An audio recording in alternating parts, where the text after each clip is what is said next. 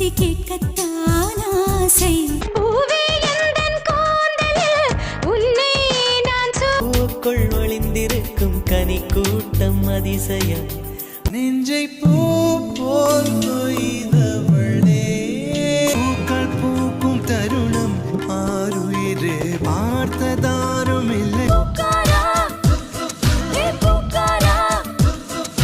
பூக்களே சற்று ஓய்வெடுங்கள்.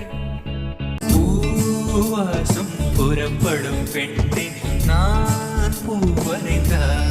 பூப்பறிக்க நீயும் போகாதே, உன்னை பார்த்தாலே பூக்களுக்குள் கத்தி. பூவே பூச்சூடவா எந்த நெஞ்சில் பால் வார்க்கவா.